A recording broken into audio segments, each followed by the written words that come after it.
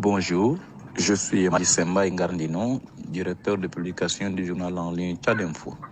Pour ce podcast, nous avons interviewé par téléphone M. Mohamed Mahdi Ali, qui est le président du Front pour l'alternance et la concorde au Tchad, FACT. Le mouvement rebelle dont l'incursion en territoire tchadien depuis le sud de la Libye entre mars et avril dernier a occasionné la mort du président Idriss Déby Itno au combat. Pour des raisons évidentes de sécurité, il n'a pas précisé où il se trouve, mais il aborde avec nous tous les sujets sans tabou, notamment ses convictions, la gestion de la transition en cours par le Conseil militaire de transition, ainsi que le dialogue national à venir. Écoutez. Pour commencer, qui est Mohamed Mahdi Ali? Bon, moi, habituellement, je ne parle pas beaucoup des mots, c'est-à-dire dans cette voie, dans ce chemin que nous sommes un bon nombre de camarades qui avons emprunté là. On mettait en avant l'intérêt national, l'intérêt du pays, la nation, le peuple tchadien. Rarement, on parle de soi-même. Bon, comme vous posez la question, donc, je vais essayer de répondre. Je suis Mohamed Mahdi Ali. Je suis né à N'Djamena en 1964. J'ai fréquenté dans un premier temps l'école tchado-soudanaise, qu'on appelle Madrasa Nimeri, jusqu'à 78-79. J'étais en classe de 5e, 6e, 5e. Et je me suis engagé dans la rébellion à l'époque, ce qu'on appelait Frolina, les forces populaires du président Goukouni Ouadéi, en 78, 79. Oui. Après, je suis resté dans la rébellion jusqu'en 81. À partir de 81, je me suis désengagé pour aller m'inscrire dans une école primaire. Et cette fois-ci, c'était en français parce que à l'époque, après la guerre, l'école soudanaise avait fermé ses portes. J'ai pas voulu continuer en arabe, donc je suis parti, j'ai voyagé vers Moussoro. À Moussoro, je me suis inscrit dans une école, dans l'école publique de Moussoro. J'ai fait 2 semestres. Après, je suis revenu à N'Djamena, je me suis inscrit à l'école Hélé Leclerc, c'est du côté du quartier sénégalais là-bas. Et en 82, quand le FAN arrivait, j'étais à N'Djamena. Je me rappelais, on avait passé le concours d'entrée en 6e vers le mois d'août 82. Et j'ai demandé une inscription dans un collège qui venait de s'ouvrir. C'était un collège anciennement, collège de filles, de Sacré-Cœur. En 82, le Sacré-Cœur est devenu mixte. Donc, je me suis inscrit en 6e au Sacré-Cœur. J'ai fait mon cursus secondaire de la 6e jusqu'en 3e au Sacré-Cœur. Après le Sacré-Cœur, je me suis inscrit au lycée technique commercial. J'ai fait un bac GD en 89. J'étais parti pour étudier en France à l'université de Reims, Champagne-Ardenne. J'ai continué mes études à Reims. Je suis du temps d'un BSS, administration publique et privée. Durant le parcours universitaire, j'ai assisté à d'autres rébellions, cette fois-ci à distance, que ce soit le MDD, le MDJT, et pour l'USDD au niveau de Darfour, et je me suis déplacé sur place. Donc, entre mon arrivée là-bas en France en 89, je suis rentré au Tchad en 90 pendant les vacances. Il faut le dire aussi, je n'étais pas boursier parce qu'à l'époque, on m'avait fait signifier que les bourses pour la France, c'était impossible, qu'on préfère envoyer 3 étudiants en Afrique de l'Ouest que payer pour un étudiant en France. J'ai compris, la Belgique, c'est très compréhensible. Donc, mais une fois sur place, l'étonnement était aussi grand que certains de mes camarades étaient boursiers. La bourse qui doit être donnée aux étudiants qui partaient vers l'Afrique de l'Ouest, là, on donnait la bourse aux étudiants qui sont en France aussi, mais souvent c'est à la tête des clients. Donc c'est pour vous dire que moi j'ai étudié, j'ai fait mes cursus universitaires sans bourse, sans assistance de l'État tchadien. En 92, mes parents qui me soutenaient étaient réfugiés au Nigeria.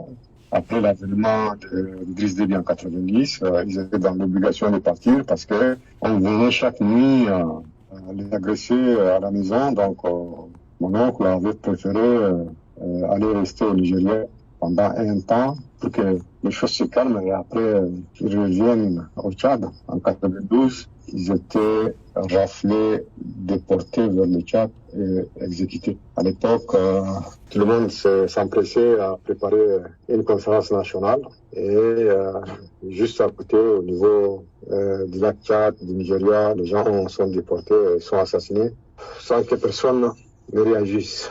Donc, je me suis retrouvé devant un fait tel que j'étais obligé de demander l'asile politique à la France. Je suis resté en France. Et donc, je suis marié, je suis père de 5 enfants. Mes enfants sont universitaires pour le 3 et le dernier, il doit être au collège et l'avant-dernière, elle est à l'université aussi. Vous dites que de la France, vous avez appartenu successivement aux rébellions MDD, MDJT, c'est bien cela? Oui, j'ai milité pour le MDD et pour le MDJT à l'époque. J'ai milité contre tout dictatorial, la dictature Idriss Déby, la dictature par excellence, c'était celle d'Idriss Déby.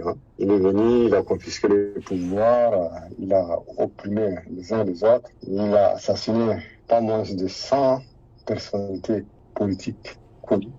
Il était de notre devoir de lutter contre cette oppression. La dernière rébellion à laquelle vous avez appartenu avant de créer votre propre mouvement était l'UFDD. Dans l'intervalle, je suis rentré au Tchad aussi, en 2005. On s'est rallié avec ce qu'on appelle le MDJT. On était arrivé en 2005. On avait pensé que, les assassinats, les tortures, la dictature, peut-être quelque chose qui est derrière nous. Mais malheureusement, hélas, en 2008, quand les rebelles sont venus en Djamena, moi j'étais chez moi en Djamena, à côté du Paris 15. J'étais fonctionnaire au ministère des Infrastructures, j'étais inspecteur au ministère des Infrastructures. Aujourd'hui, on fait comme si de rien n'était. Les uns les autres sont massacrés, sont assassinés. Et on continue tranquillement à faire son train-train habituel. Non, ça, c'est pas normal. Parce que ce qui est arrivé à l'autre peut arriver à vous aussi, un de ces quatre. Et qu'il faut qu'il y ait l'essence de solidarité, l'essence de devoir national, et il faut que la mobilisation soit totale pour que le temps où les chefs de l'État, les présidents tuent celui qui veut, oppriment celui qui veut, ce temps-là évolue. C'est dans la même liée en fait que vous avez quitté l'UFDD pour créer le FACT en 2016. C'est pour toujours continuer cette lutte que vous venez de décrire? En 2016, il y avait eu un problème au niveau de l'UFDD. Nous avons été infiltrés par des agents de régime qui ont déstabilisé le mouvement. J'étais absent, j'étais en France et il y a eu un affrontement inter-UFDD entre les éléments de l'UFDD. Et ils se sont scindés en deux. Quand on est arrivé, le groupe restant avait souhaité créer un nouveau parti. Donc c'est de là qu'on avait créé le FACT.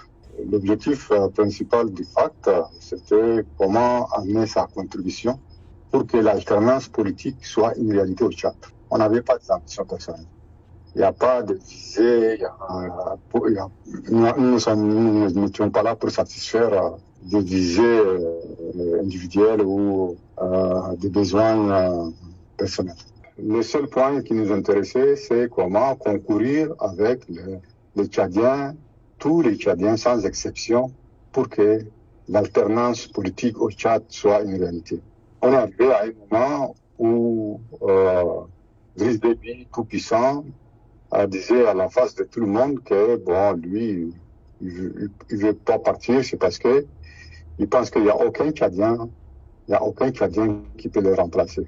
Oui, justement, entre mars et avril dernier, vous avez fait une incursion depuis le sud de la Libye, en territoire tchadien, et lors des accrochages qui ont opposé l'armée nationale tchadienne à vos forces, le président Idriss Déby justement a trouvé la mort.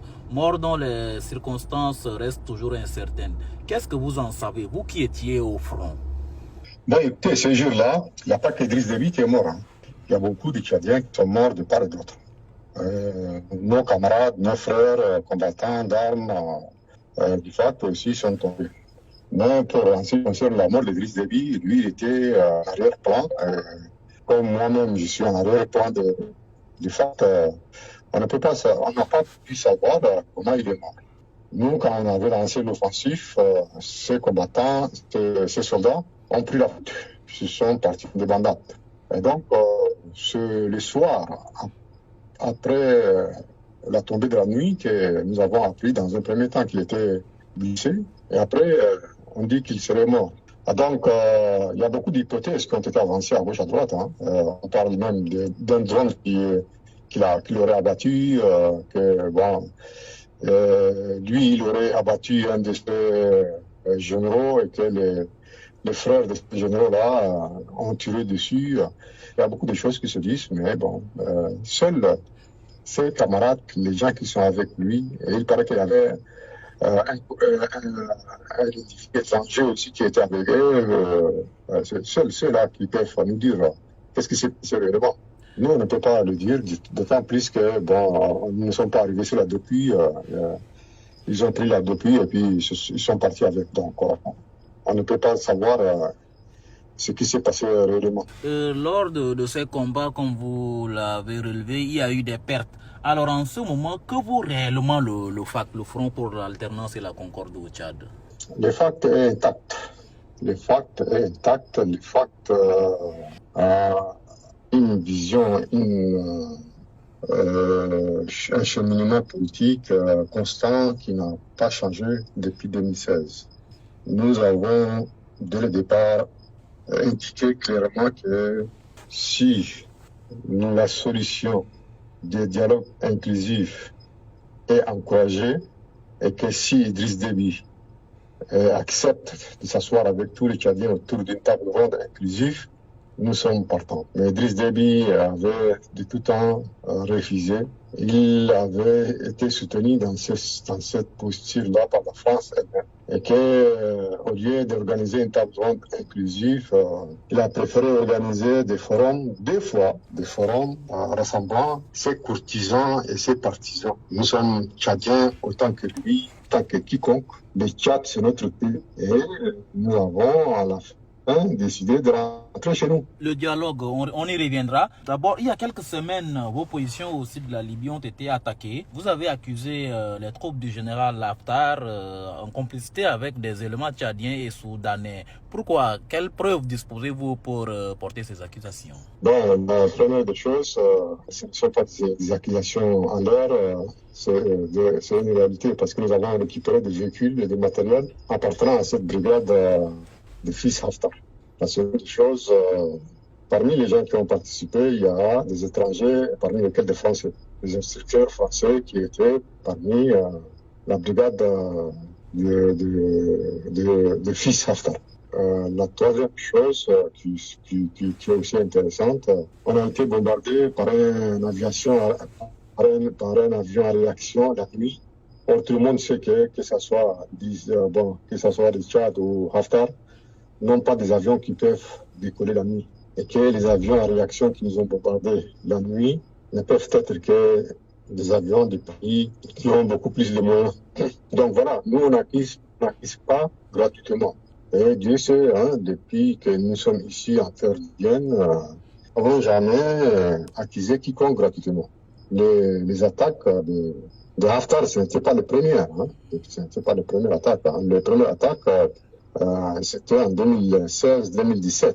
Et là aussi, gratuitement, sans rien, on est venu nous bombarder. Et lorsqu'on avait demandé pourquoi vous nous bombardez, on nous répond comme quoi parce que nous sommes une opposition contre Idriss Déby. Nous sommes des rebelles contre Idriss Déby, c'est pourquoi on nous bombarde.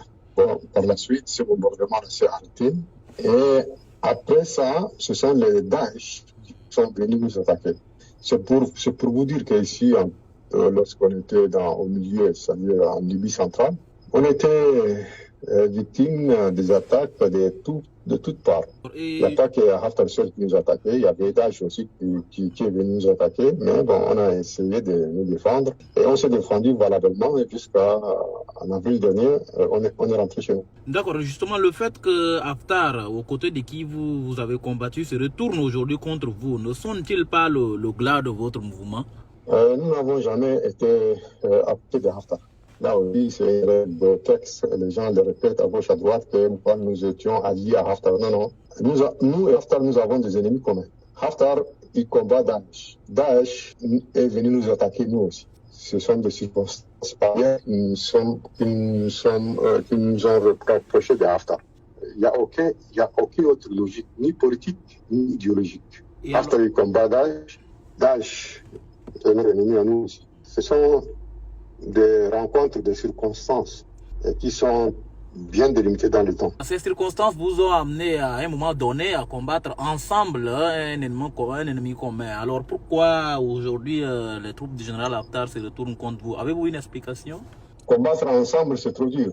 Combattre ensemble, c'est faire un front commun. Nous, de notre côté, de l'endroit là où nous sommes, nous combattons Daesh. Nous n'avons jamais été ensemble, comme vous le dites, avec Haftar. Et aujourd'hui, lui, s'il se retourne contre nous, vous pouvez poser cette question à lui pour savoir le pourquoi du comment. Mais lorsqu'ils sont venus le matin pour nous attaquer, on les a mis en débandade. Et c'est pas Haftar ou je ne sais pas qui peut mettre les glas, qui peut sonner les glas, comme vous le dites, du FACT. Le FACT est sur pied, le FACT est déterminé à lutter efficacement pour que la démocratie, la justice et la liberté soient des choses réelles au Tchad. Une dernière chose avant de passer au sujet du dialogue, si ce n'est pas une indiscrétion, combien d'hommes avez-vous en ce moment, si ce n'est pas une indiscrétion? Nous pouvons nous mobiliser autant que nous voulons. Tout ce monde-là, un jour et un autre, a fui le Tchad à cause de la justice. Tout ce monde-là a compris le sens même de notre lutte. Nous pouvons mobiliser autant que nous voulons, que sur ce côté humain de la lutte, il y a beaucoup de Tchadiens. Et aussi, il y a beaucoup de Tchadiens qui nous viennent directement du pays. Les gens se mobilisent depuis les Délogan, depuis le Moïchari, depuis le Mandoul, depuis le Mayo-Kébi, et depuis toutes les préfectures du Tchad qui viennent nous rejoindre. Le FACT est d'une telle diversité incroyable. Au plan interne, depuis bientôt 6 mois, une transition est en cours. Comment jugez-vous son évolution, sa conduite? Nous sommes restés silencieux, on est en train d'observer, de regarder.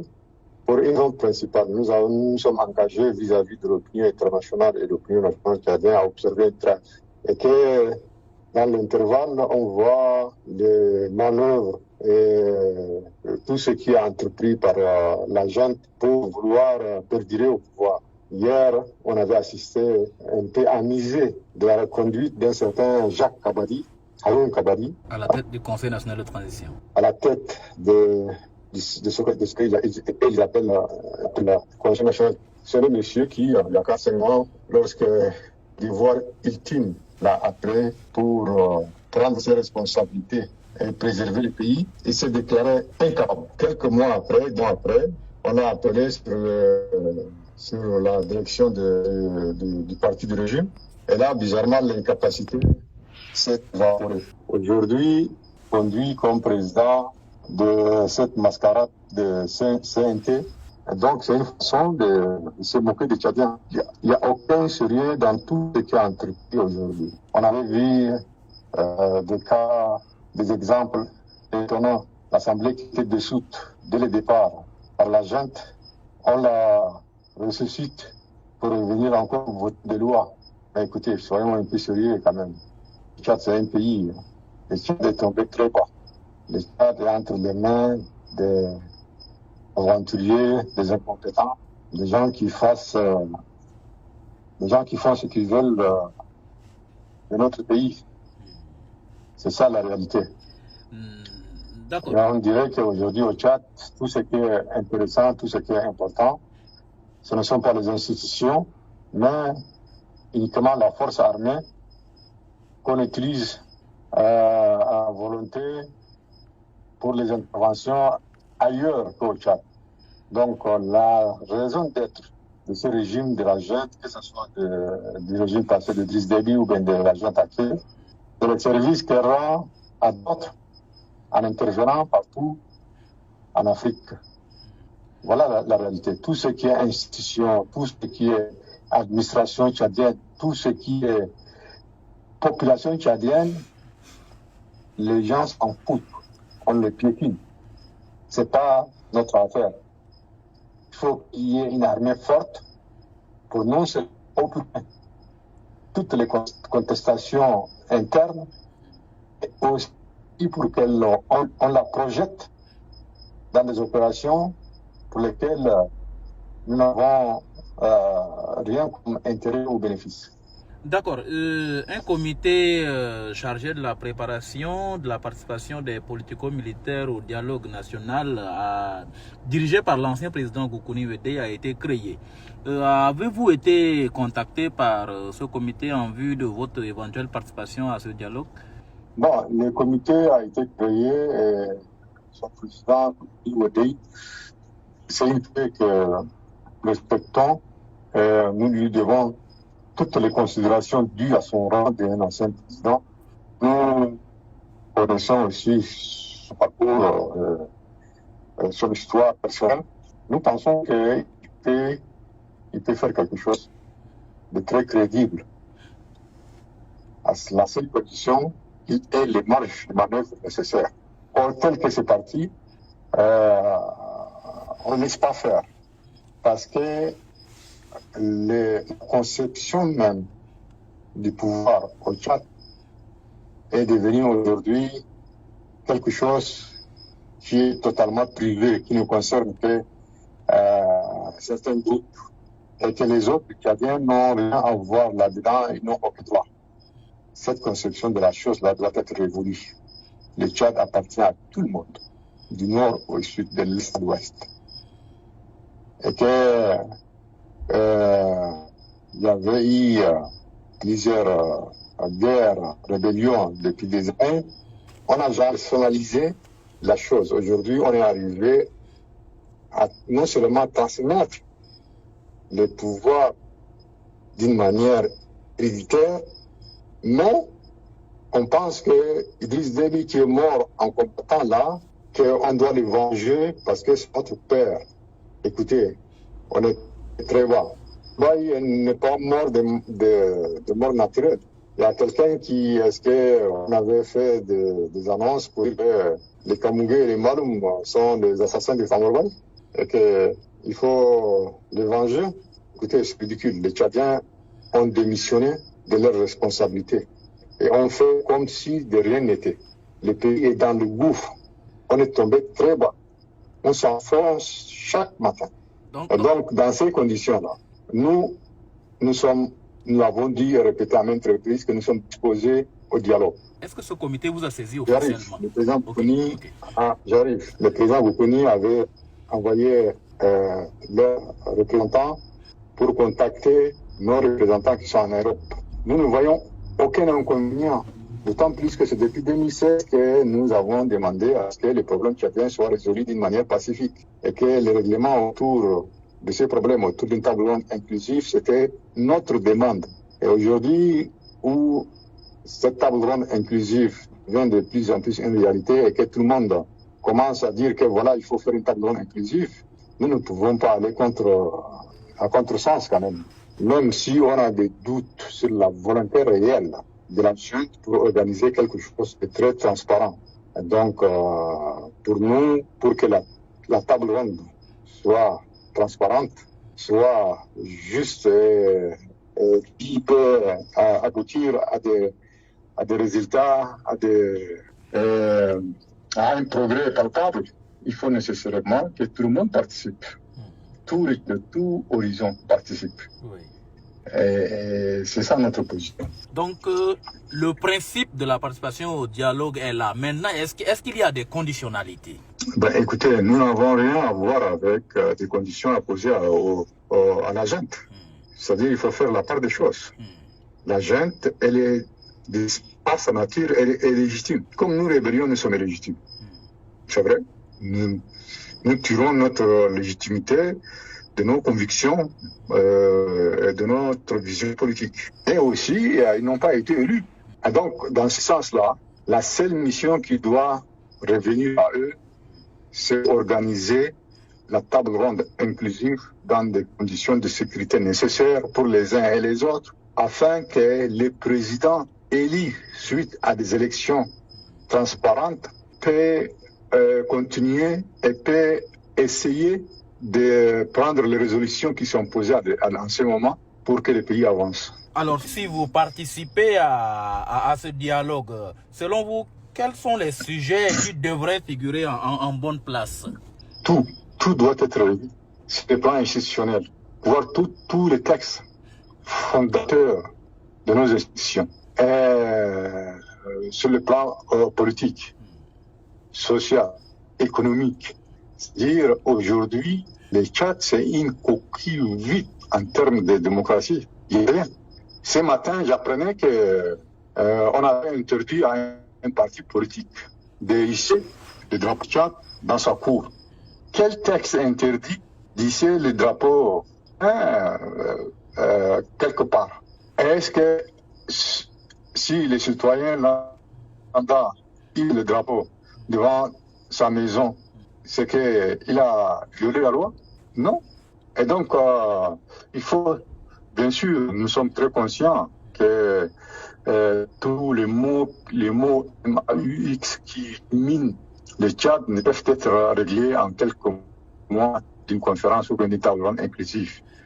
Mais il faut nécessairement produire un cahier de charges conscient qui doit aider les futurs responsables, les futurs dirigeants du pays pour qu'ils s'étalent à résoudre tous les problèmes qui existent. Vous dites qu'il faut tout reprendre à zéro, mais quand même, est-ce qu'il n'y a pas de fondamentaux sur lesquels on peut construire? Il y a le multipartisme, il y a la liberté d'expression, il y a la liberté de manifestation. Est-ce que ce n'est pas quand même des acquis sur lesquels on peut se projeter vers l'avenir? En termes d'avenir et de futur, on ne peut pas parler d'acquis. Il n'y a aucun acquis.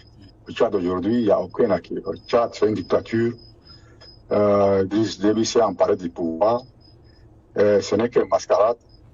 Il a créé combien de partis? Pas moins de 200 partis. Mais c'est pourquoi moi je vous dis, il faut reprendre beaucoup de choses. Et